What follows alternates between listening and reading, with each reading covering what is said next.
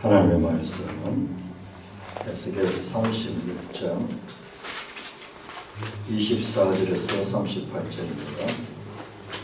에스겔 36장 24절에서 38절 교독합니다. 내가 너희를 여러 나라 가운데서 인도하여 내고 여러 민족 가운데서 모아 데리고 고국 땅에 들어가서 맑은 물을 너희에게 뿌려서 너희로 정결하게 하되 곧 너희 모든 더러운 곳에서와 모든 우상 숭배에서 너희를 정결하게 할 것이며 또 새 영을 너희 속에 두고 새 마음을 너희에게 주되 너희 육신에서 굳은 마음을 제거하고 부드러운 마음을 줄 것이며 또 내 영을 너희 속에 두어 너희로 내 율례를 행하게 하리니 너희가 내 규례를 지켜 행할지라. 내가 너희 조상들에게 준 땅에서 너희가 거주하면서 내 백성이 되고 나는 너희 하나님이 되리라. 내가 너희를 모든 더러운 데에서 구원하고 곡식이 풍성하게 하여 기근이 너희에게 닥치지 아니하게 할 것이며 또 나무의 열매와 밭의 소산을 풍성하게 하여 너희가 다시는 기근의 욕을 여러 나라에게 당하지 아니하게 하리니 그때에 너희가 너희 악한 길과 너희 좋지 못한 행위를 기억하고 너희 모든 죄악과 다 정한 일로 말미암아 스스로 믿게 보리라. 주 여호와의 말씀이니라. 내가 이렇게 행하면 너희를 위함이 아닌 줄 너희가 알리라. 이스라엘 족속아 너희 행위로 말미암아 부끄러워하고 한탄할지어다. 주 여호와께서 이같이 말씀하셨느니라. 내가 너희를 모든 죄악에서 정결하게 하는 날에 성읍들에 사람이 거주하게 하며 황폐한 것이 건축되게 할 것인즉 전에는 지나가는 자의 눈에 황폐하게 보이던 그 황폐한 땅이 장차 경작이 될지라.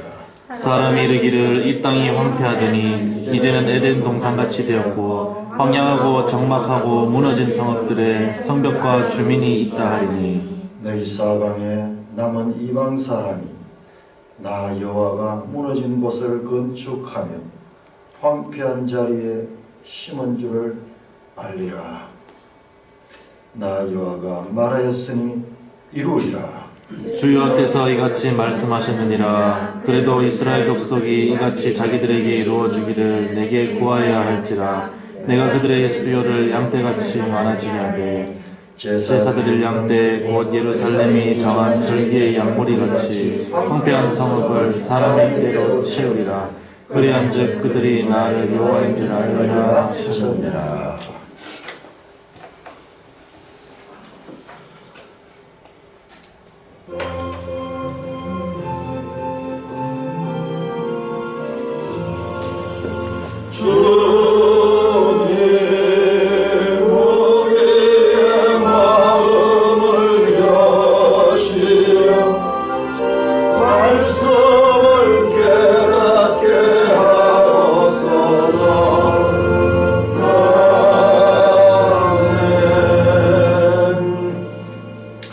에스겔서를 읽으면서요, 에스겔서는 반드시 이 시대 배경을 이해를 해야 돼. 이 시대는 이스라엘 역사에서 이제 그 나라가 망하고 이 많은 백성들이 포로로 바벨론에 잡혀가 있던 그때입니다. 이 배경을 모르면 이 이야기가 밑도 끝도 없는 이야기가 돼요. 이스라엘 역사 BC 580년경에 하면 그 이전에 먼저 에스겔은 포로로 잡혀가고 그 다음에 지금은 그 이스라엘이 멸망되던 그 해에 받은 말씀이에요. 그 해에 받은 말씀인데 그 회복에 대한 메시지가 주어지고 있습니다.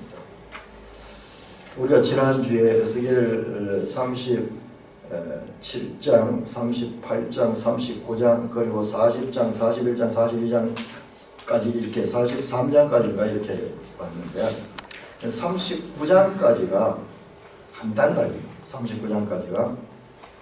자, 우리 한번 봅시다. 39장, 40장 한번 40장. 40장 1절은요. 1절은 구별이 됩니다.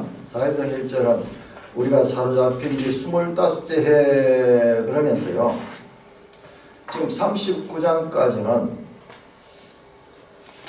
에스겔이 586년 BC 586년 이스라엘이 멸망하던 해에 받은 말씀이요. 33장에서 39장까지는 BC 586년 이스라엘이 멸망할 때 하나님께서 주신 말씀이고, 지금 40장부터는요. 그로부터도 14년이 지났습니다. BC 573년. 제가 나이를 헤아려 보니까는 이 앞에 있던 말씀을 받을 때는 에스겔이 42살이었고 지금 40장 이후는요. 그로부터 세월이 14년이 지나서 55세예요. 55세. 우리는 그냥 한 평면에다가 쭉 거리 나열되기 때문에 이런 역사적인 간격을 무시해버리고 막 이렇게 붙여 읽기를 좋아하는데, 성경을 자세히 봐야 되죠. 금을 찾듯이 은을 찾듯이. 그래서 39장까지와 40장까지는 이렇게 그 계시를 받은 시간이 십수년의 간격이 있다 하는 것을 이해를 하시고요. 제가 지난주도 말씀드렸고, 우리가 이 내용들, 이번에 읽게 되는 이 내용들이 36장, 37장, 38장, 39장 그리고 40장 이후 마찬가지로 우리 성경 중에서도 가장 중요한 부분이라 한 것을 말씀을 드렸습니다. 왜 그러냐 그러면요, 이게 어떻게 이 여러 이 책장들 가운데 전부 글씨로 가득 차 있는데 그 가운데서 이 본문이 어떻게 가장 중요한가를 알 수 있는가. 그것은요, 이 부분에 대한 설교를 들어보면요, 이 부분에 대한 설교가 중구난방이에요. 중구난방. 이 부분을 제대로 설교하는 내용들을 찾아보기가 거의 힘들어요. 그만큼요, 사탄은 그냥 웬만한 거는 손대지 않습니다. 사탄은 항상 가장 중요한 곳에 거기를 만져요. 가장 중요한 그걸 만지기 때문에 이게 제대로 깨달아지지 않으면 딴 것들이 세워지지 않습니다. 신천지가 제일 많이 활용하는 이 성경 구절이 지금 이 36장이에요. 36장. 에레미야 31장하고 에레미야 30장 새 언약 있거든. 여러분들 신천지 이만희 그 앞에 그 강단 앞에 새 언약 써놨는 거 봤죠? 그래도 왜 어디서 뭐 때문에 잘못된가 이거를 명확히 지적을 잘 못하기 때문에 그렇게 이단적인 사상들이 성경을 오해하며 말해도 손을 떼지 못하는 경우입니다. 자, 에스겔서는 33장부터 우리가 요걸 읽죠. 33장부터 마지막 장까지는요. 다시 한번 말씀드립니다. 회복입니다. 회복. 자, 그 앞에 나오는 것은 이스라엘의 멸망, 심판에 관한 이스라엘과 그와 인접한 나라들의 심판에 관한 죄 때문에 심판받아 멸망할 수밖에 없는 그 심판의 당위성을 설명하는 것이었고요. 그렇게 끝이 나지 않고 성경은 항상 그 심판의 하나님이 하나님 자신이 또한 회복시키시는 이야기가 늘 구약 성경에 반복되어서 나오잖아요. 그러면은 그냥 회복하면 되지 뭐 이렇게 길게 설명하는가. 이 33장에서 40까지 하나님의 구원의 전 과정에 대한 설명이며 전 과정에 대한 설명이에요. 구원은 과정이에요. 과정. 한 순간이 아니에요. 자꾸 우리가 그 예수 믿으면서 종말에 예수님의 재림의 때 그 한 때를 준비하면서 잘못된 그와 같은 시한부 종말론에 얼마나 많은 사람들이 교회 역사에 이래 계속 그런 일들이 있어 왔어요. 성경은 과정을 이야기를 하는데 우리는 때를 자꾸 찾고 있으니까는 그러니까 완전히 오해가 되는 거예요. 자, 우리 36장 35절 한번 35절. 사람이 이 땅에 황폐하던 이제는 에덴 동산같이 되었고. 에덴 동산이 왜 여기 나와요? 에덴 동산은 바로 타락하기 이전에 인류가 있던 것이에요. 구원은요, 구원은 하나님의 구원은 잃어버린 그 동산, 그 에덴을 회복하는 거예요. 회복하는 거예요. 에덴 동산같이 되었다. 죄가 이 관계하지 못했던 그 상태. 에덴 동산에 죄가 들어와서 인류는 에덴 동산에 추방되죠. 쫓겨났잖아요. 근데 그 하나님의 구원의 역사로 말하면 그 에덴 동산이 회복됩니다. 그 하나님의 구원은 우리는 계속 내 개인의 영혼 구원을 생각하는데 하나님의 구원은 그 차원이 아니에요. 하나님의 구원은 전 우주적인 구원. 그 창조하시던 그 하나님의 그 창조된 모든 것을 다시 구원하는 거예요. 죄가 얼마나 무섭다 그러면 그 하나님의 창조 전체를 타락시킨 거예요. 자, 우리가 성경을 볼 적에 제가 계속 확인하는 것은 성경은 구원의 과정을 우리에게 알려주십니다. 하나님이 그냥 우리를 사랑하고 우리를 구원해준다. 그러면 성경 요한복음 한 권만 하면 끝이 나요. 근데 그렇지 않잖아요. 왜 저 옛날 캐캐먹은 이야기부터 시작해가지고 그렇게 역사 가운데 굽이 그리고 이 교회 시대까지 오는 이 긴 내용들이 들어있는가? 이것은 하나님이 역사 가운데서 어떻게 하나님의 구원을 이루어가는가 하는 그 하나님의 구원의 그 과정들을 우리에게 알려주시는 거예요. 그런데 우리는 그와 같은 그 하나님의 본심, 의도는 관심 안 가지고 내가 어떻게 구원받는가, 내가 어떻게 구원을 받는가 거기에만 초점을 맞추다 보니까 틀린 건 아니지만은 너무나 부족한 하나님의 자녀로서의 삶을 살게 되는 겁니다. 자, 이걸 제가 어떻게 쉽게 설명할까 싶어가지고 생각했는 게 이거예요. 자, 경부선 열차를 타고 출발하면요. 경부선 열차를 타고 쭉 출발해서 서울로 이렇게 목적지를 향해 가는데 대전을 경과해서 갑니다. 그래 경부선을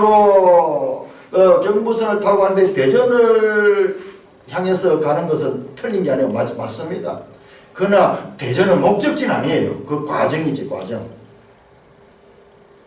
이 전체가 경부선의 이 행로입니다, 행로. 대전은 그 행로 가운데 한 지점이지. 그런데 마치 우리가 이 대전이나 어느 한 지점을 갖다가 목적지로 생각하고 그렇게 성경을 해석하니까는 틀린 건 아닌데 너무나 부족한 그와 같은 성경 이해를 하게 되는 것입니다. 그래서 생기는 문제가 뭐냐? 구원받았다. 내가 예수 믿고 구원받았다. 제사함을 받고 구원받았다. 할렐루야. 아멘. 이제 끝이야. 끝.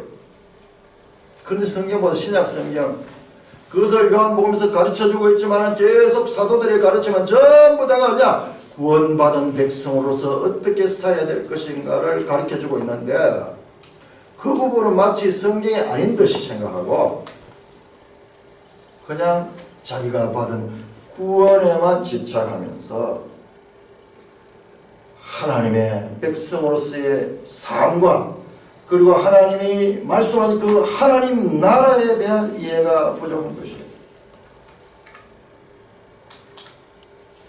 마찬가지로 에스겔의 33장에서 48장까지 이 긴 내용들은 그와 같이 하나님 나라의 건설을 위해 필수적으로 요청되는 그 과정들을 하나하나 차례차례로 나열하고 있는 것입니다. 40장 이후의 내용들은 다음 주간에 말씀드립니다. 오늘은 39장까지 내용을 중심으로 말씀드립니다. 자, 오늘 우리가 읽었던 본문 다시 한번 보십시다.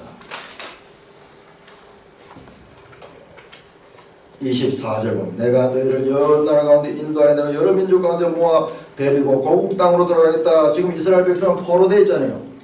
저 이방 나라에 포로되어 있는데 그 포로된 사람들을 다시 고국 땅으로 하나님이 이끌어 가시겠다는 하나님의 의지가 나오죠. 포로에서 해방.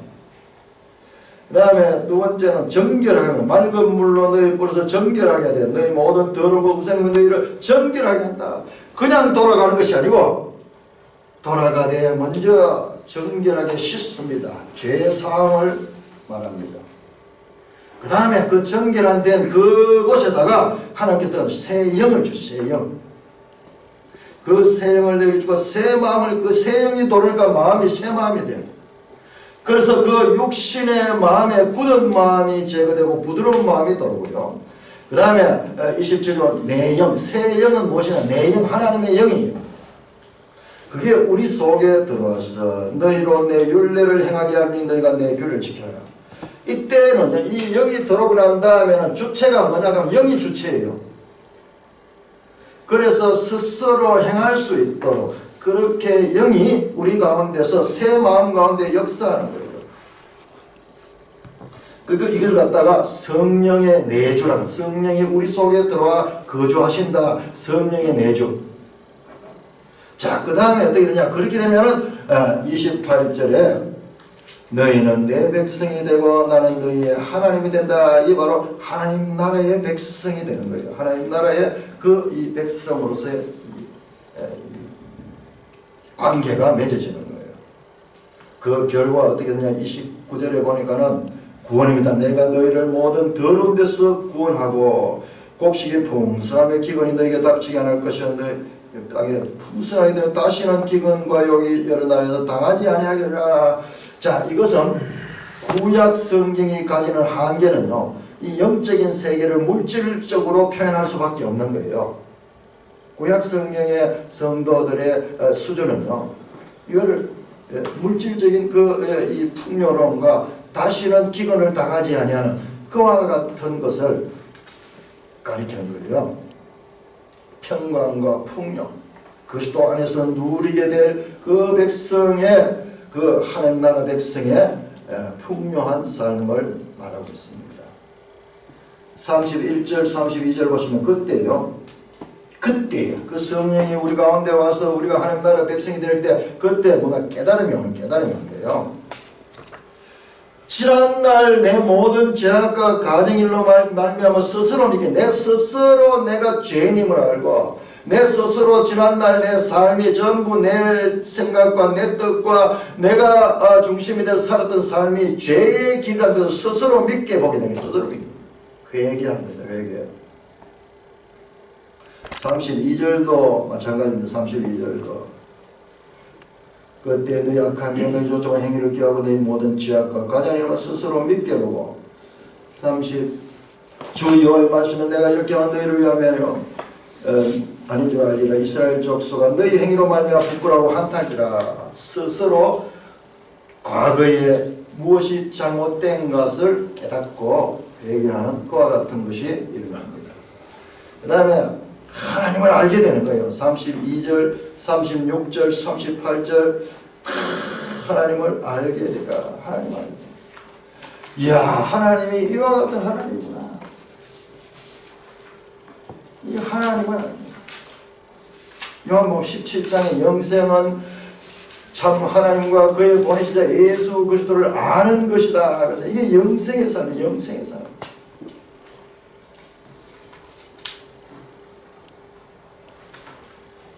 자, 이 내용들은요, 예수님께서 이 땅에 오셔서 행하실 구원사역의 그림자라는 것을 어렴풋하게 여러분들이 느낄 수 있을 것입니다. 이 본문 가운데서 가장 핵심 구절이 26절, 27절입니다. 새 영을 너희 속에 두고 새 마음을 너희에게 준다. 새 영. 자, 구약시대도 성령의 역사가 있었습니다. 성령은 삼위일체 하나님입니다. 구약시대도 보면은 성령의 충만함도 나오고 성령에 대한 역사들이 많이 나옵니다. 그런데 지금 주는 영은 구약시대와 같은 영이면서도 다른 새로운 그와 같은 역할을 하는 영입니다. 구약시대의 이 성령은 특별한 사람들에게 그렇게 일시적으로 그렇게 역사했다면 이 새 영은 새로운 시대의 모든 믿는 자에게 동일하게 주어지는 그와 같은 영입니다. 그 결과 그 마음이 새로워집니다. 마음이 변화됩니다. 그 새 영이 뭐냐? 27절 내 영이라고 해요. 새 영의 정체, 새 영의 본적은 하나님의 영, 성령임, 성령. 그 성령이 우리 속에 들어오면 너희로 스스로 행할 수 있도록 스스로 죄를 깨우칠 수 있게 하시고 스스로 하나님의 말씀을 따라 살아갈 수 있도록 자발적으로 자신이 그렇게 참여하게 되는 그와 같은 거죠. 자, 우리가 마가복음을 공부하면서 전혀 뜻밖의 마가복음의 주제가 뭐냐? 사람은 할 수 없고 하나님은 할 수 있다라는 내용을 강하게 선포하는 내용이라고 제가 강조해서 말씀드렸습니다. 여러분, 마가복음의 핵심 주제가 이거예요. 근데 누구도 그렇게 이야기하잖아요. 참 마가복음은 뭐 인자에게 섬기는 종으로 온 걸 이야기한다, 뭐 참 이런 식으로 하죠. 근데 마가복음의 핵심은요, 그 제자들의 통해서 끝까지 도망가고 그리고 할 수 없는, 예수님께서 그렇게 가르쳤음에도 불구하고 실패하고 있는 그 제자. 그래서 제가 마가복음의 갈로 부분, 16장의 마지막 그 갈로 부분은 아마 원본에는 없었을 것 같다고 주장하는 이유가 바로 그거예요. 16장 8절에서 끝내버리면 그게 선명하게 들어요. 마가복음의 주제가 이렇게 예수님이 친히 가르침도 불구하고 제자들도 도망가고 실패하고 그 다음에 끝까지 그 예수님을 따르던 여인들조차도 놀라고 그렇게 두려움에 떨고 있는 그 장면으로 끝이 난다. 자, 제자들이 왜 이렇고 왜 예수님 따른 자들이 왜 이와 같은 상황에 놓였습니까? 왜 그럴까요? 사람이 할 수 없는 이유가 뭡니까? 그 이유를 예수님께서 마가복음 7장에서 말씀하셨어요. 바로 마음이 악의 지배를 받고 있기 때문에 되지 않는다고 말합니다. 마가복음 7장 21절에 이렇게 말해서 속에서 곧 사람의 마음에서 나오는 것은 악한 생각 곧 음란과 도둑질과 살인과 간음과 탐욕과 악독과 속임과 음탕과 질투와 비방과 교만과 우매함이니 이 모든 악한 것이 다 속에서 나와 사람을 들면, 그러니까는 사람이 아무리 의지를 가지고 결심을 하고 베드로가 결심하지만 딴 사람들은 다 그래 할지라도 나는 그래야지 할 겁니다. 결심하고 의지를 드러내고 자신을 증거하고자 해도 그 사람 속에 있는 악한 것, 이 죄가 그 사람을 지배하기 때문에 결과적으로 안 되는 거예요. 그래서 마가복음은 답이 아니라 그랬죠. 마가복음은 과정으로 끝이 난다. 인간 존재가 이러한 존재라는 것을 먼저 드러내고 있는, 그래서 이 베드로 사도가 마가를 통해서 자신의 그 부끄러운 일들을 철저하게 기록하도록 했는 거예요.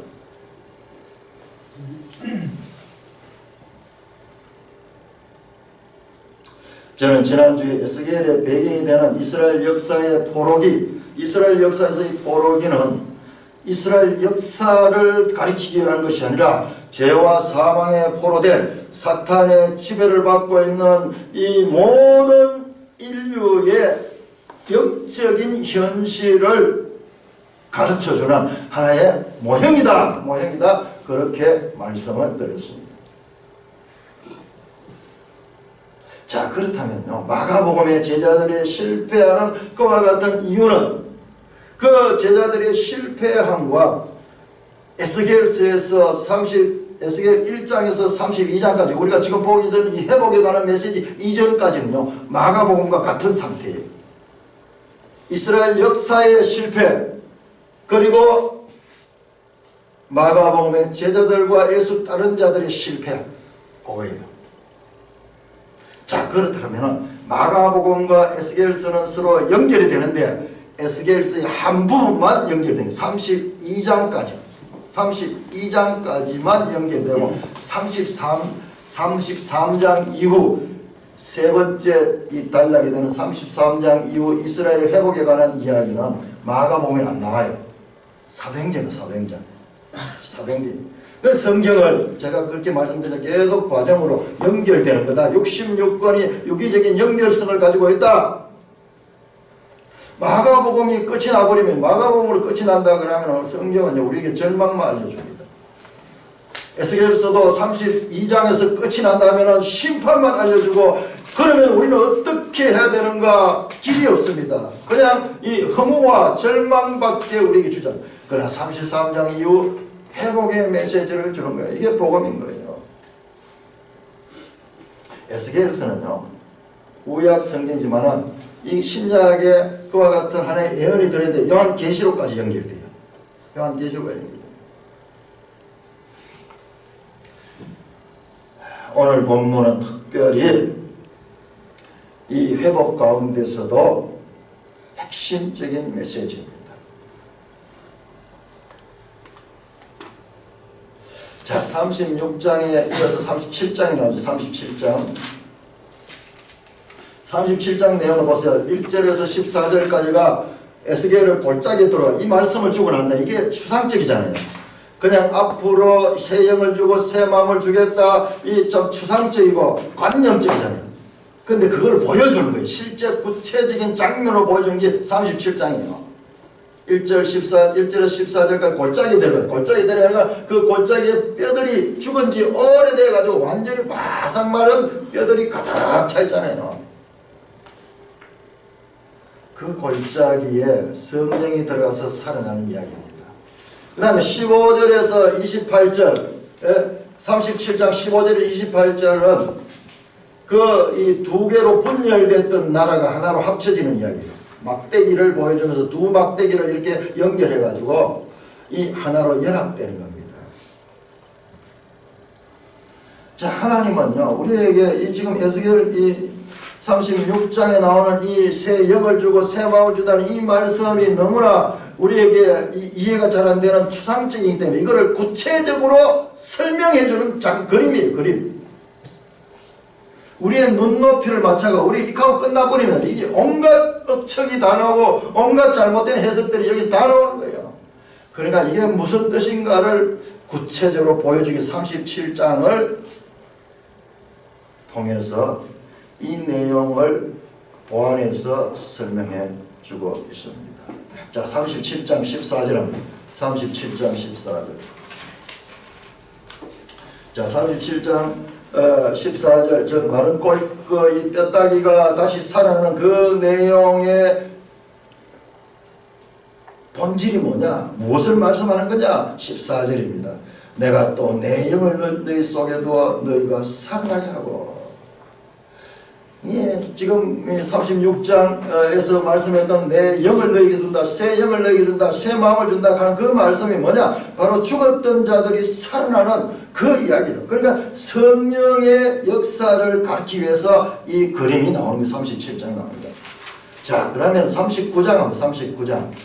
자, 이 39장까지도 38장 39장 또한 곡과 마곡의 전쟁을 하면서 아주 무시무시한 이야기 나오는데 그 이야기도 결국은 무엇을 말하기 위한 것이냐?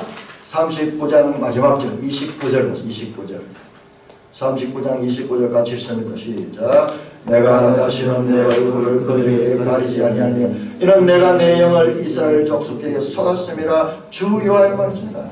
지금 이 38장 39장 이 참 너무나 유명한 그 곡과 마곡 전쟁, 이 성경의 해석이 가장 난제 중에 하나예요. 그 최후의 전쟁도 결국은 뭐냐? 36장에 내 영을 너희 속에 둘 것이라는 의미가 무엇인가를 가르치기 위한 것이라는 것을 알 수 있잖아요. 그러니 39장까지가 33장에서 39장까지가 전부 같은 시간에 말씀되어진 것이고 그리고 연결되는 이야기라는 것을 우리가 알아야 됩니다. 40장부터는 시간적으로 14년 후, 지금 이 39장까지 이야기 14년 후에 주어진 말씀이고 그 앞에 나오는 내용은요 33장에서부터 해서 그 같은 때에 주어진 연결되는 말씀이라는 것을 우리가 알 수가 있습니다. 자, 이 36장에서 39장까지 나오는 이 내용들에 가장 많이 반복되어 나오는 단어가 뭐냐? 내가예요. 내가 전부 하나님의 주권, 하나님의 주권. 자, 기독교는 타력 구원이야. 타력 구원. 자력 구원이 아니고 세상의 많은 종교들은요 자력 구원입니다. 내가 노력하고 내가 정성을 들이고 내가 기도하고 내가 돌을 닦아서 이루어가는 자력권이에요. 그러나 기독교는 아닙니다. 기독교는 철저하게 타력권입니다. 내가 아니고 하나님께서 하신다. 이걸 갖다가 하나님의 주권이라고 칼빈거리, 하나님의 주권 사상. 세상에 이런 종교가 없잖아요. 세상의 종교들은 완전히 질이 다릅니다. 그래서 기독교에 많이 나오는 게 은혜가, 은혜. 하나님의 주권. 이와 같은 이 신학적인 그와 같은 용어들이 많이 나오는 것이 바로 이와 같은 것입니다. 자, 영상 한번 띄워주실 거나. 자, 37장 다시 한번 보세요. 37장. 46장 본문을 알기 위해서는 그 주변 내용들을 알면 본문은 그냥 뜻이 떠올라요. 37장 1절에서 14절에는요. 1절에 보니까 하나님의 여호와께서 권능을 내게 마시고 그의 영으로 나를 데려갔다. 그의 영이라는 말이 나오는데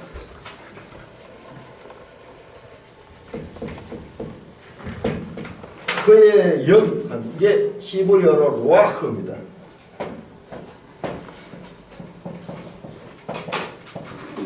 루아흐. 자, 이거는 우리가 원어로 알아야 됩니다. 제가 여기 기록하는 것은 우리가 다 알아야 될 그 원어적인 그 내용입니다. 루아흐 하는 말은 영이라고 번역되기도 하고 성령, 하나님의 영이죠. 성령이란 거룩한 영, 하나님의 영이죠. 그 다음에 호흡, 숨, 또는 바람이라는 뜻도 들어있어요.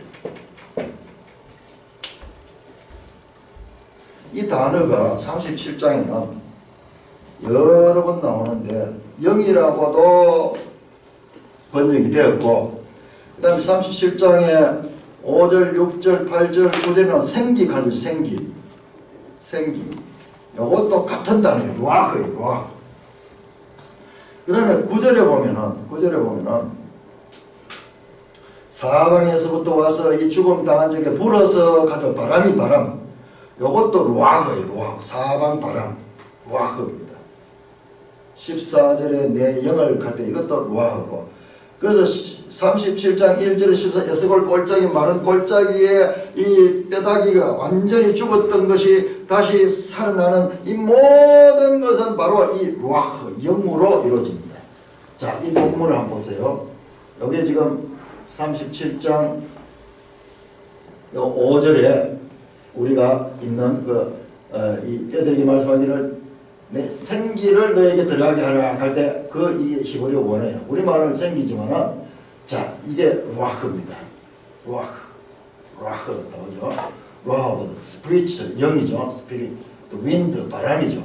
브리스 호흡 그 다음에 마음 이와 같은 자 바람 숨 마음 영 그러니까 이렇게 이 단어는 우리말로 번역하기에 이 쉽지 않은 복합적인 의미를 가지고 있어요. 그리고 우리말에 기운 가는 거지, 기운. 그것도 이런 그 의미를 가지고 있습니다. 자, 그러니까는 지금 36장, 37장, 그리고 마지막까지 가장 중요한 것은 루아흐, 성령이 성령이 와서 새롭게 한다는 그 이야기를 그렇게 강조하는 거예요. 내가 내 영을 너희 속에 부었으면 너희가 알리라. 이 성령이 우리 속에 들어오게 되면 이와 같은 하나님의 구원 역사에서 새로운 시대가 온다는 것을 그렇게 말씀하는 거예요. 자, 이 말씀이 얼마나 중요한가를 다시 한번 에스겔 11장 여러분 한번 찾아보세요. 에스겔 11장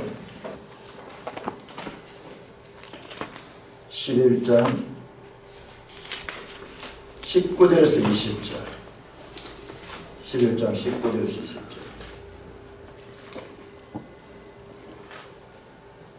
같이 읽습니다. 시작. 내가 그들에게 한 마음을 주고 그 속에 새 영을 주며 그 몸에서 돌 같은 마음을 제거하고 살처럼 부드러운 마음을 주며 내 율례를 따르며 내 규례를 지켜 행하니 그들은 내 백성이 되고 나는 그들의 하나님이 되리라. 이게 지금 이 26장에 36장에 나오는 말씀이 이미 11장에 나오는 11장은 지금 이게 전체적으로 심판에 관한 말씀인데, 심판에 관한 말씀 그 가운데서도 하나님이 앞으로 그들을 어떻게 구원할 것인가에 대한 말씀을 합니다. 자, 여기에서 우리가 성경 보는 법을, 성경이 어떤 책인가? 사랑하는 사람은 이 특징을 다 알아야 돼요. 그 사람이 어떤 취미를 가지고 어떤 그 습관이 있고 어떤 행동을 하며 그가 어떻게 딴 사람 알지 못하면 사랑하는 사람 그걸 알듯이 우리가 하나님 말씀을 사랑한다 그러면 이 하나님 말씀이 다른 책들과 다른 하나님 말씀의 특징을 알아야 돼요. 그래서 사랑하는 사람 자꾸 가까이 하고 이러면 그걸 알게 돼요. 자, 성경은 히브리어로 써있습니다. 구약 성경은 특히 그 유대인들이 쓴 성경을 썼기 때문에 그 유대인들이 기록할 때는 유대인들, 히브리적인 그런 생각들이 그게 많이 반영되어 있어요. 그래서 제가 마가복음 할 때부터 지금 히브리 사상을 강조하는 이유가 뭐냐 그러면은 이 히브리 사고의 특징이 뭐냐면 반복하고 또 복선깔기. 영화 같은 거 보면 추리소설 같은 거 보면 복선이 나오잖아요. 이게 저 히브리 사고에서 나온 거예요. 그래서 그 유대인들이 영화를 그렇게 잘 만들어 놓아요. 자세히 보세요. 창세기부터 보면은 사례 이야기 나오면서 사례는 잉태치 못했더라 그러면서 그 이야기가 11장에 딱 나와요. 그 다음에 뒤에 보면은 그 사례가 잉태하지 못해 생기는 그 모든 사건들이 쫙 나오는 거예요. 야곱이요, 그 요셉을 사랑해서 채색 옷을 입혔더라 탁 나오죠. 그럼 그 채색 옷 때문에 나중에 비참하게 됩니다. 그 채색 옷을 벗기고 그 다음에 쫓겨나고 그래서 나중에 가면 애굽에 가서 흰 옷을 왕으로부터 입는 내용이 나와요. 복선들이 깔려 있어요. 문장의 구성이요, 그냥 논리적으로 이렇게 간결하게 정리되는 것이 아니라 전체적으로 흩어놔요. 순서적으로 이렇게 발전하는 것이 아니라 앞으로 갔다가 또 뒤로 갔다가 앞으로 갔다가 뒤로 갔다가 반복하면서도 전반적으로 발전을 향하고 있는 구조를 보여줍니다. 이걸 점진적인 평행법이라고 해요. 점진적인 평행법. 프로그레시브 패러랄리즘. 자, 요걸 한번 들어놓으세요. 어려운 이야기인데 들어놓으세요. 나중에 계시록을 우리 다시 보게 될 때 이게 왜 중요한가?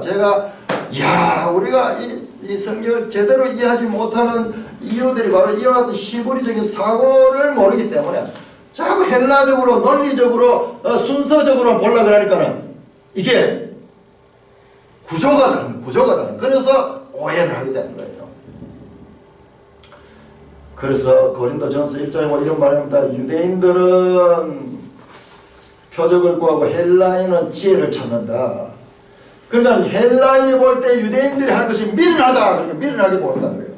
실제로 우리가 볼 때 성경 읽다 보면 왜 했던 말 또 하고 여기 했던 말 여기서 또 하고 뒤죽박죽 왔다 갔다 하는지 성경을 자세히 읽으면 열심히 읽다 보면 그런 걸 좀 느껴야 돼요. 왜 이렇게 돼 있지? 그러면서도 하나님 말씀이 있긴 있는데 왜 이렇게 앞에서 했던 말 또 뒤에 또 하고 또 한 말 또 하고 이렇게 되는가? 이런 것이 무질서가 아니라 히브리적인 사고의 특징이라고 하는 것을 알게 됐어요. 자, 다시 성령으로 돌아갑니다. 성령입니다. 성령. 그렇게 제가 새로운 시대, 지금까지와 다른 그 새 시대를 말씀하는데 그 핵심은 성령이 우리 속에 내주하는 겁니다. 여러분들, 그런데 우리 성령거라면요, 또 전부 성령에 대해서는 전부 제각각의 생각을 많이 가지고 있어요. 특별히 성령 체험을 했다는 사람들 때문에 그 사람들의 체험과 그 사람들의 감정이 더 크게 들리고 성경 말씀의 기록이 가려워지는 경우가 너무나 많습니다. 성령이라 하면은 초월적으로 기적이 일어나고 뭔가 신유에 병들었던 자가 병이 나고 귀신이 쫓겨나고 장래에 대해서 예언을 막 할 수 있고 뭐 이런 초이성적인 신비의 세계로 이끄는 힘이 성령이라는 생각이 우리에게는요 너무나 익숙해져 있는 거예요.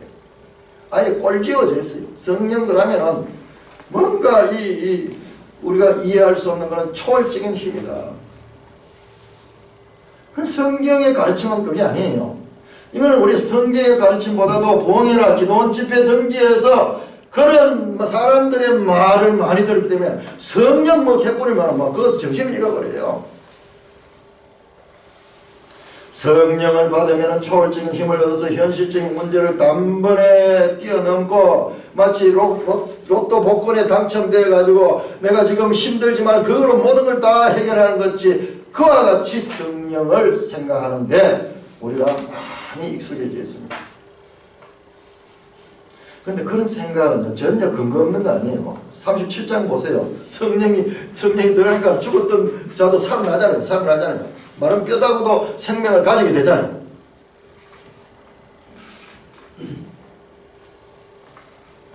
그러나 그것은 부차적인 이야기예요. 자, 성령은 지금 하나님의 구원 역사에 지금 주도로 등장하는 분입니다. 지금 이스라엘 역사의 포로기라는 그와 같은 그 절망적인 상황 가운데서 그래서 이 성령이 그들을 살려내어 포로에서 해방시키는 그 내용이 지금 성경이 가르친 내용인데 그걸 우리 개인적으로 해가지고 자꾸 그런 식으로만 생각하게 되니까는 하나님의 뜻을 놓치고 내 관심만 자꾸 커져 있는 거예요. 그런데 이 하나님의 구원의 보편 원리와 개인의 구원의 그 보편 원리가 분리되진 않아요. 실제로 우리 개인에게도 그런 일들이 일어날 수 있습니다. 그런 체험이 있을 수 있습니다. 저도 개인적으로 그와 같은 체험을 했습니다. 그럼에도 불구하고 그건 절제해야 돼요. 그건 개인적인 건 절제해야 되고 자, 하나님의 말씀을 우리가 집중해야 돼요. 여기서 내 생각과 내 어떤 경험이 하나님의 말씀을 삼켜버리는 그와 같은 오류를 범해서는 안 된다는 말씀입니다.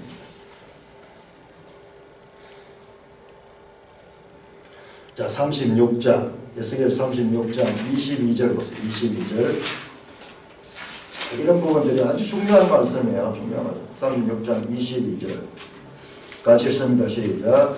그러므로 너는 이스라엘 족속에 이르기를 주 여호와께서 같이 말씀하시기를 이스라엘 족속아 내가 이렇게 행하면 너희를 위함이 아니다.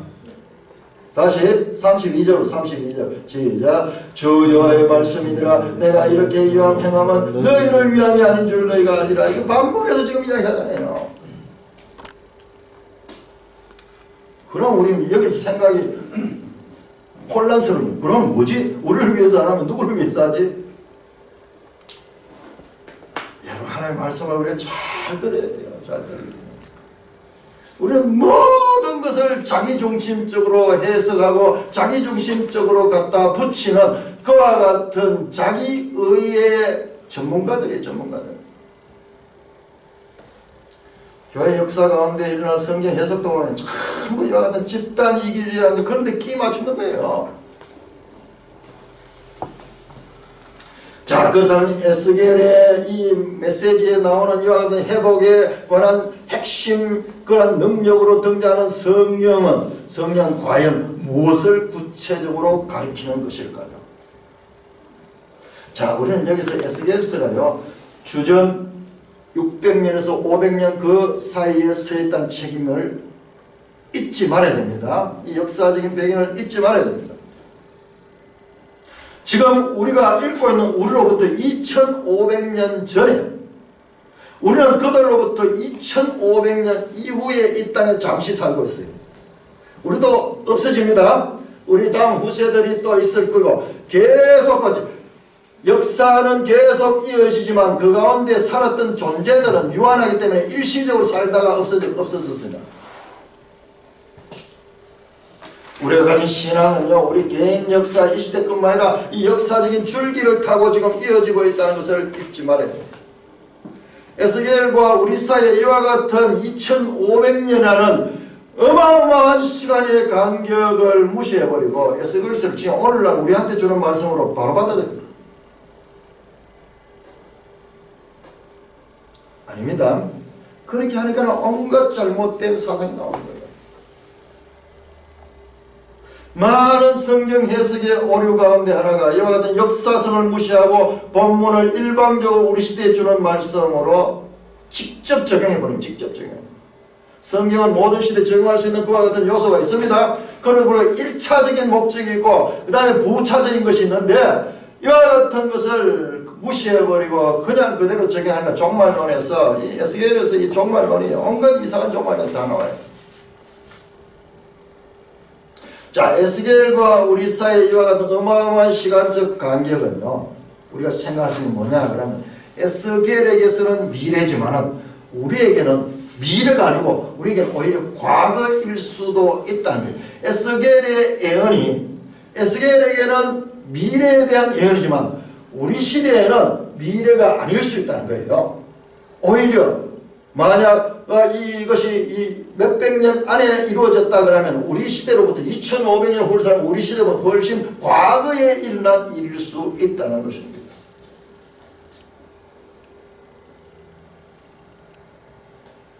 자, 우리가요 마가복음 1장 8절에 이렇게 나옵니다. 세례 요한이 예수님을 소개할 때 나는 너에게 물로 세례를 베풀었지만 그는 너에게 성령으로 세례를 베푸시라. 예수님이 누구냐? 성령으로 세례를 베푸신 거예요. 성령으로 어떻게 세례를 베푸나? 물로 세례가 성령. 그러니까 이게 영적인 이야기예요. 마치 보이는 물에서 사람이 잠겼다가 올라 나오는 것이 세례잖아요. 그렇다면요, 성령 속에 들어갔다가 그 성령으로 살아나오는 이것이 성령 세례입니다. 예수님의 말씀은요, 해보시면 예수님은 마지막 이 땅에서 제자들에게 가르친 내용이 마가복음에 안 나오는데요. 요한복음에 14장 16장까지 다락방 강화의 주제가 뭔지 아십니까? 성령이잖아요. 보혜사 곧 아버지께서 내 이름 보실 성령, 그가 너에게 모든 것을 가르치고 내가 말한 것을 생각나게 하는 성령이 하실 거다. 그걸 가르쳐요. 자, 요한복음 예수님 십자가 죽으시고 부활하셔서 제자들 찾아가지고 뭐라는지 아십니까? 제자들이 와서 훅 숨을 내쉬며 성령을 받아라 그렇게 말씀하셨어요. 아까 에스겔 37장에 보니까 이 죽은 자들이 살아나서 생기는 없는데 생기가 훅 불을 넣으니까 생기가 살아났다시요. 지금 예수님이요. 예수님이 그 제자들 앞에 에스겔 골짜기에 생기가 들어가듯이 그 제자들 숨을 내쉬며 숨 나오죠. 아까 루아흐 나오더니 숨이 들어가면서 성령을 받으라. 마치 죽은 자들이 에스겔 골짜기에 살아나듯이 그 제자들 아무리 예수님께 배우고 가까이 해도 끝까지 주님을 따르지 못한 그들에게 그 죽은 자와 같은 그들에게 지금 숨을 내쉬며 성령을 받으라고 말씀합니다. 예수님이 부활하시고 이 땅에 이 마지막 사시면서 했던 말씀이 뭡니까? 성령입니다. 사도행전 1장 5절에 요한은 물로 세례를 베풀어서는 너희는 맨날이 못되어 성령으로 세례를 받으라. 여러분 보세요. 마가복음 1장에서 요한이 예수님을 성령으로 세례를 베푸는 분이라고 소개했잖아요. 그죠? 그런데 예수님 당시에는 그 일이 일어나지 않았어요. 자, 사도행전 1장 5절에 보니까는 예수님이 성령으로 세례를 베푸는 것은 맨날이 못돼요.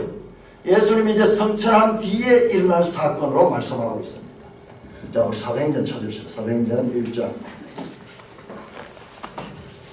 여러분 성경을 자세히 보면요, 이 성령에 대해서 구체적이고 그리고 너무나 정확하게 단계적으로 자세하게 설명을 해놓고 있어요.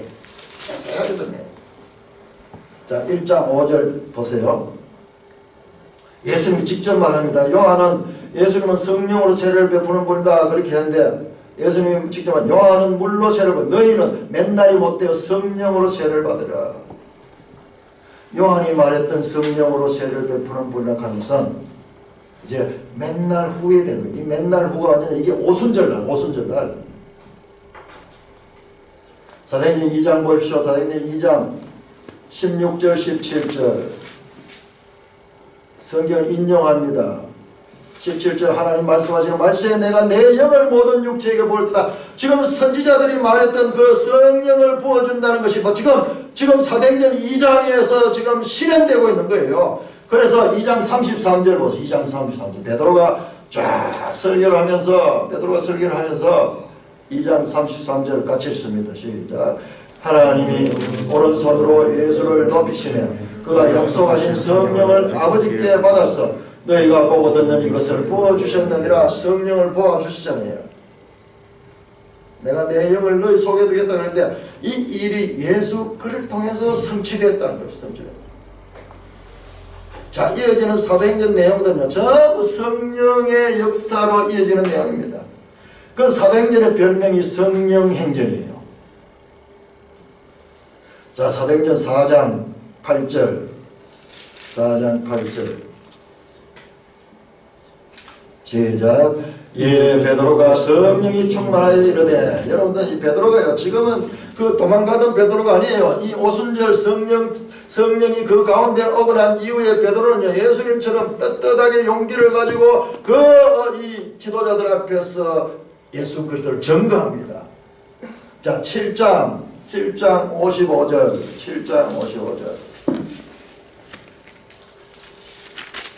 시작. 스데반이 성령 충만하여 하늘 우러러 주목하여 하는 영광과 및 예수의 하는 우편에 서신 것을 보았다.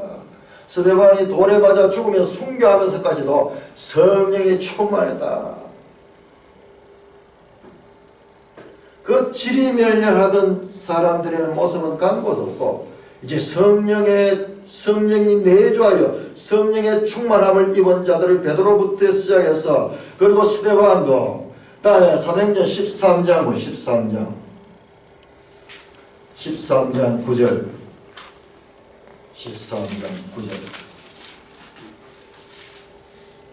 시작.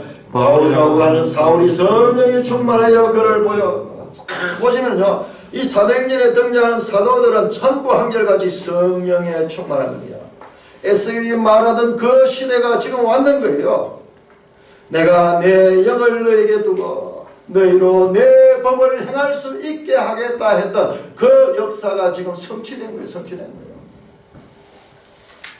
사도 바울은 이와 같은 것을 이렇게 해석합니다. 로마서 8장 11절에 예수를 죽은 자 가운데서 살리신 이의 영이 너희 안에 거하시면 그리스도 예수를 죽은 자 가운데 살리신 이가 너희 안에 거하시는 그의 영으로 말미암아 너희 죽은 몸도 살리시라. 자, 죽었던 자, 죄와 허물로 죽었던 자 그리스도 예수의 영이 우리 가운데 우리가 다시 살아나는 거예요. 에스겔 골짜기에 마른 뼈가 살아나듯이. 로마서 8장 14절 16절 이렇게 말합니다. 무릇 하나님의 영으로 인도함을 받는 사람은 하나님의 아들이라. 너희가 다시 무서워하는 종의 영을 받지 않고 양자의 영을 받았으므로 친히 우리가 아빠 아버지라 부르신다. 성령이 친히 우리의 영과 더불어 우리가 하나님의 자녀인 것을 증언하신다. 성령이 우리를 하나님의 자녀 되게 하고 우리가 하나님의 자녀인 것을 증거하십니다. 이렇게 에스겔서 지금 36장에 나오는 이 예언은 예수 그리스도 안에서 성취된 것입니다. 그러므로요 에스겔이 말한 이 하나님의 새 영이 내주하는 이 내용은요 그때부터 시작이 돼서 지금까지 진행 중인 겁니다. 1세기 사도를 그만 임했다가 없어진 것이 아니라 그렇다 하면 그것도 역사적인 한 사건, 지나간 사건으로 한 지점으로 끝나야지만 이게 아니고요. 이 성령의 역사는 예수님이 재림할 때까지 계속 이어집니다. 이미 시작했습니다. 자, 이 하나님의 영은 에스겔에 말한 이 양은 이미 시작했습니다. 그러나 아직 진행 중이에요. 아직 끝나지 않았어요. 진행 중이에요. 이게 바로 뭡니까? 시작된 종말입니다.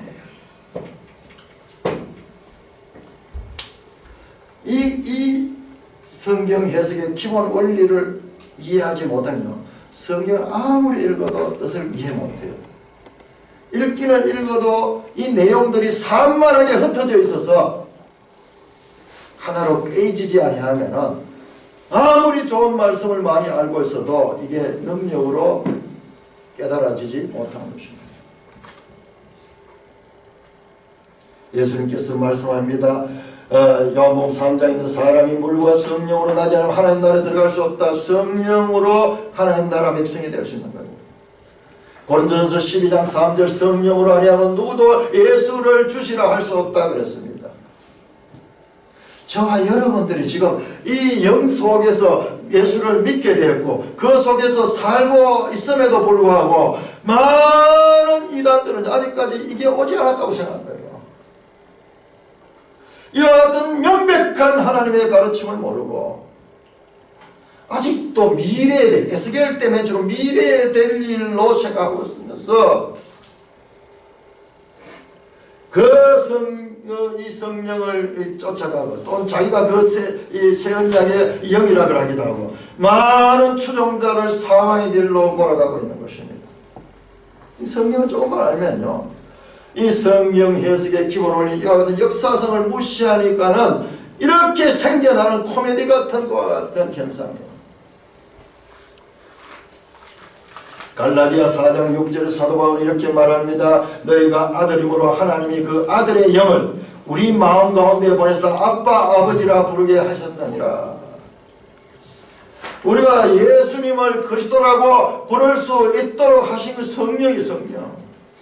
그러니 자꾸 우리가 성령을 무슨 특별한 기적적인 체험 이걸 생각하고 있으니까 이미 우리 가운데 와서 우리와 함께 하시고 우리를 믿음 가운데 이끌어가고 있는 그 속에 살고 있음에도 불구하고 성령에 대해서 무지한 거예요.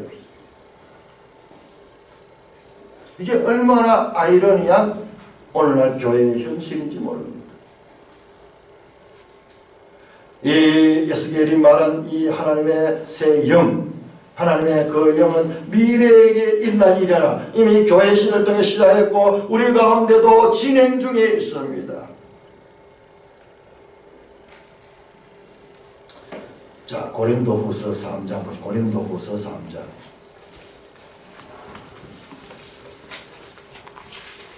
고린도후서 3장은 이것을 쫙 설명하는 거예요. 이걸 설명하는 거예요.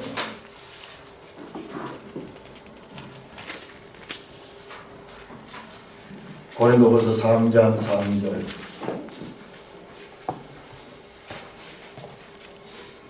교회가 모르는 거예요. 교회가 이런 상황을 자기가 그 속에 살고 있어도 모르는 거예요. 그래서 사도 바울을 통해서 그것을 가르쳐 주는 거예요. 우리도 그럴 수 있는 거예요. 그러니까 성경을 통해서만이 우리가 우리 자신도 알 수 있는 거예요. 3장 3절 시작. 너희는 우리로 말미암아 나타난 그리스도의 편지니 이는 먹으로 쓴 것이 아니요 오직 살아계신 하나님의 영으로 쓴 것이며 또 돌판에 쓴 것이 아니요 오직 육의 마음판에 쓴 것이다. 이 마음에다가 기록한 거. 마음에다가. 옛날 돌판은 10계명이죠. 10계명. 그리고 그 모세율법은 돌판에 썼지만 새로운 하나님의 영으로 쓴 것이 6절 3장 6절 시작. 그가 또한 우리를 고린도후서 3장 6절 시작. 그가 또한 우리를 새 언약의 일꾼 되기에 만족하였으니 율법 조문은 하지 아니하고 오직 영으로 하니 율법 조문은 죽이는 것이요 영은 살리는 것이니라. 율법 조문을 하니까는 우리 죄만 드러났어요. 죄만 드러났어요. 그러나 이 영은 우리를 죽었던 자에서 살리는 율법 조문은 우리가 죄인이라는 것을 알려주는 역할을 했어요. 알려주는 역할을 했어요. 왜? 그 율법을 받아서도 그걸 지키지 못했는가? 그 이스라엘 백성이만 했잖아요. 영은 살리는 것이다. 무엇으로? 오직 영으로. 오직 영으로. 자, 새 언약이라는 말이 에스겔에 안 나왔지만 이게 에레미야에 나온다는 에레미야서를 보세요. 에레미야서가 에스겔과 같은 포로 시대에 쓴 책이잖아요. 제가 지금 이 에레미야와 에스겔을 지금 연결해서 지금 연구를 해놨는데 이거 수요일날 말씀드릴 거예요. 그래 하나님 뜻이 애매하지 않고 아주 분명하게 나타난 거예요. 분명하게 나타난 거예요. 자, 고린전서 3장 16절. 고린전서 3장 16절입니다.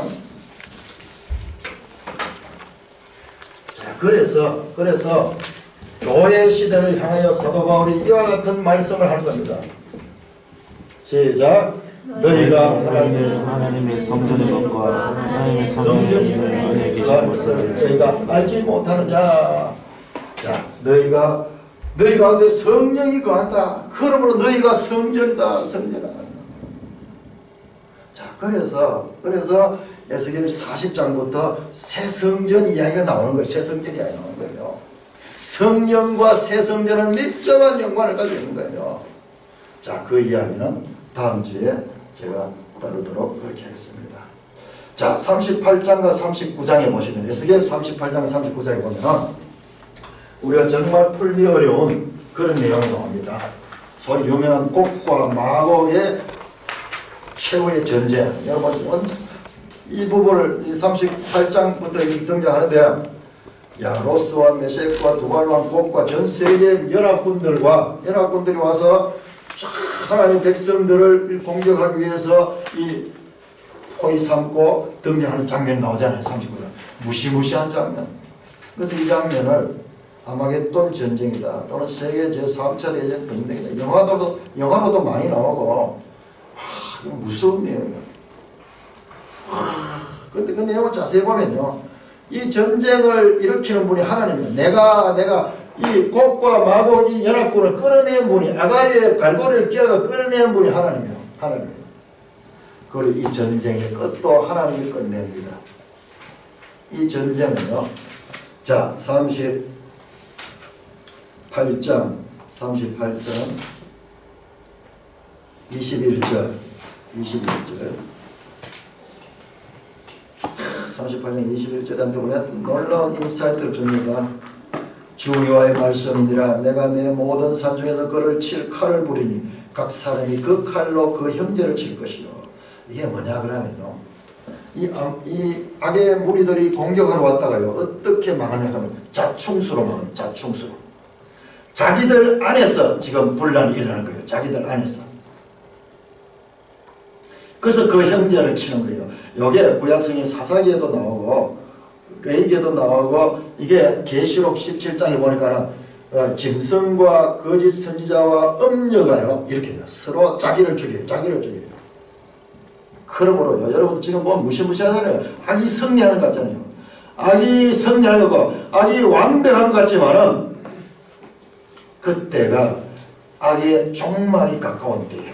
악의 종말이 가까운 때. 그러니까 우리가 세상을 보는 눈도 성경을 통해서 봐야 돼요. 악이 지금 승리해가지고 개가를 올리면서 이제 내가 이겼다 큰 소리 할 때가 악의 마지막 때가 왔다는 것입니다. 그 악은 자충수에 의해서 무너집니다.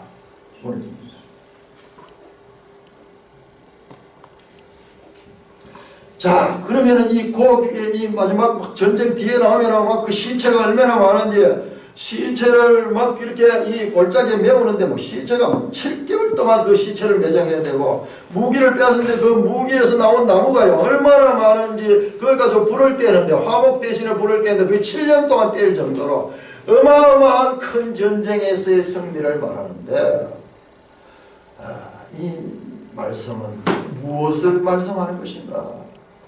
그러면서도 마지막 절에서는 39장 29절에서는 이는 내가 내 영을 이스라엘 족속에 쏟았습니다. 그렇게 말씀하고 있잖아요.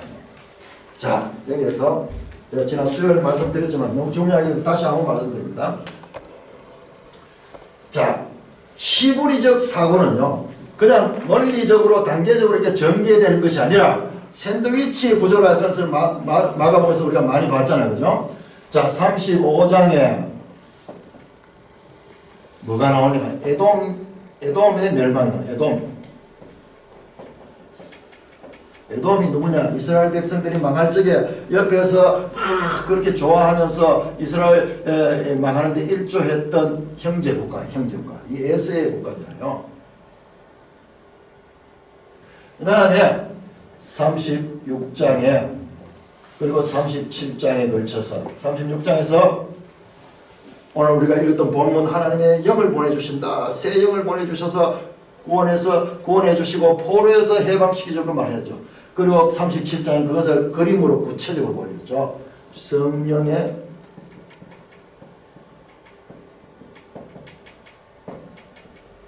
회복, 구원이죠. 구원. 자, 그 다음에 38장 39장에 고거의 전쟁이야. 고거의 전쟁.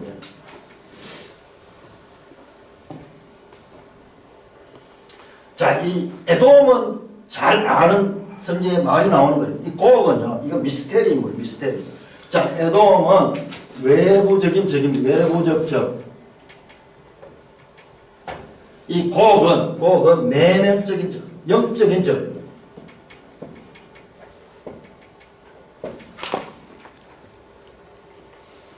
자, 이 이야기가 이렇게 샌드위치처럼 35장과 38장, 39장이 두르고 있고, 핵심은, 주제는 이것이 주제예요. 이렇게 보면은 이 뜻이 분명해집니다. 무엇이냐? 바로 악의 세력의 멸망과 하나님의 백성의 시작, 하나님 나라가 회복되고 이루어지는 그와 같은 시작을, 이걸 전체를 통해서 이야기하는 거예요. 이게 히브리적 사고예요. 우리는 이걸 고개 전쟁을 갖다 자꾸 마지막 전쟁으로 생각했던 이유가 뭐냐? 이게 끝이거든요. 끝이고 그 다음에 40장 새 성전이 나오고 이러니까 시간 순서로 이렇게 보니까 이게 끝에 있다. 그래서 계속 그렇게밖에 생각할 수 없었어요. 그런데 우리가 패러다임을 바꿔가지고 성경을 이렇게 전체로 히브리적 사고를 가지고 전체로 펼쳐서 보니까는 이것이 독립된 것이 아니고 이 속에 있는 가장 중요한 하나님의 구원의 역사를 보여주는, 그리고 악의 세력의 멸망과 하나님의 나라의 시작을 동시에 보여주는 그와 같은 구조로서 해석할 수 있는 것입니다. 그러니까 에스겔 39장까지 33년 39장까지 33장 21절에 나옵니다. 이 말씀이 언제 그 예루살렘 성이 멸망했을 적에 그 예루살렘에 있던 자가 도망와가지고 에스겔에게 그걸 알려주냐. 이 예루살렘이 망했습니다 했던 그때 이 계시가 주어져요. 그때까지 에스겔은 입이 열리지 않았어요. 입이 혀천장에 혀가 붙어가지고 말을 하지 못했잖아요. 여러분 한번 생각해보세요. 곰곰이 한번 생각해보세요. 그 예루살렘이 멸망할 그때까지 에스겔은 말을 못하고 있었는데, 그 멀리에서 멸망한 그 현장을 목격한 자가 바벨론까지 와서 에스겔에게 예루살렘의 성이 함락되었나이다 그 말을 듣자요, 에스겔이 입이 열려가지고 지금 이 예언이 선포된 거예요. 왜 그때인가? 보세요. 예루살렘이 멸망했던 가장 절망적인 순간에 하나님은 새로운 계시를 주시고 회복의 메시지를 주시고 구원의 메시지를 주시고 있잖아요.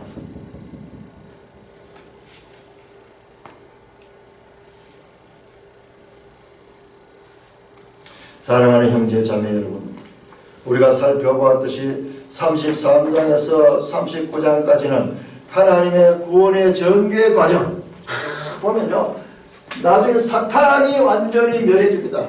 사탄이 없어져야 돼요. 사탄이 없어지지 아니하는 이 땅에는 계속해서 우리는 죄를 범할 수 있는 그와 같은 여지가 있습니다.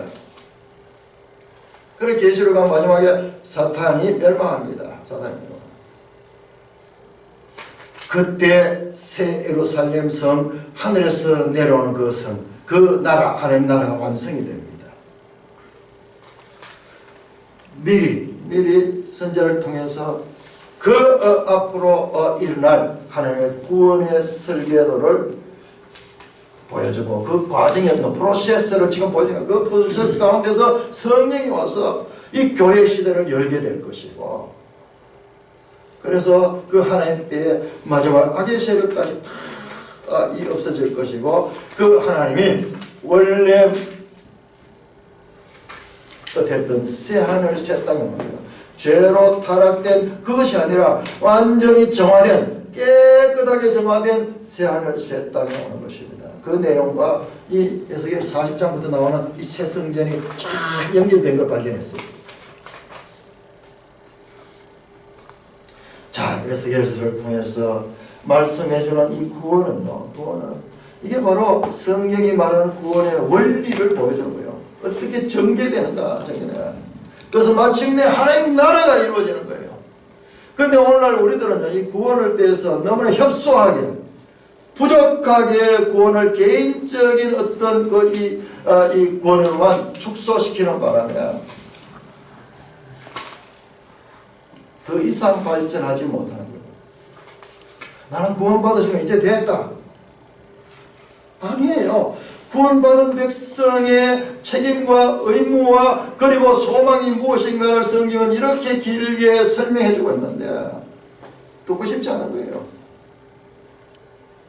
거기에는 무관심한 거예요. 이거 하나님의 백성이 아니에요. 하나님의 구원이 얼마나 크고 광대하며 얼마나 놀라운 것인지 알지 못하기 때문에 그렇게 생각하는 것입니다. 하나님의 구원은 단순히 우리의 개인을 죄사함을 해주는 것만을 가리키는 것이 아닙니다. 이 죄사함 받는 것은 너무나 중요합니다. 이 죄사함은 시작이에요. 시작. 봤잖아요. 정결하게 하고 그 다음에 새 영을 보내주잖아요. 새 영을 보내주잖아요. 죄사함은 끝이 아니고 죄사함은 시작입니다.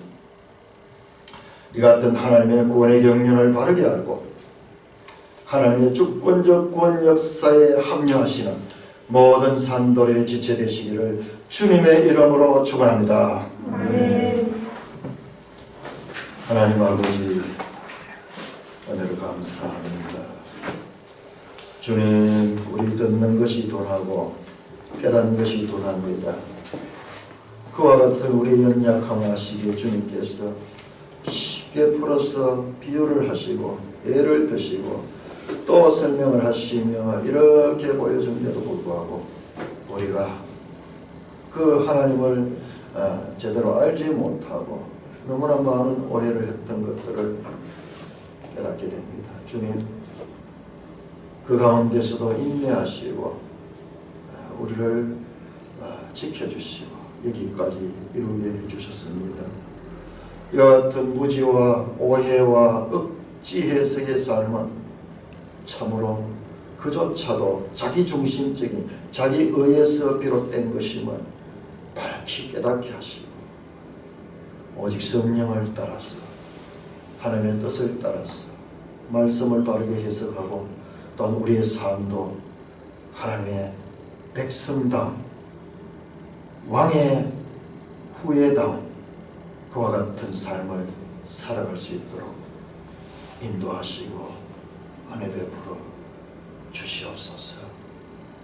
이미 우리 가운데 오셔서 우리를 여기까지 인도해 주신 그 성령에 대해서 더 밝히 알게 하시고 더 예민하게 반응하게 하여 주시옵소서. 예수님 이름으로 감사하며 기도드리옵나이다. 아멘.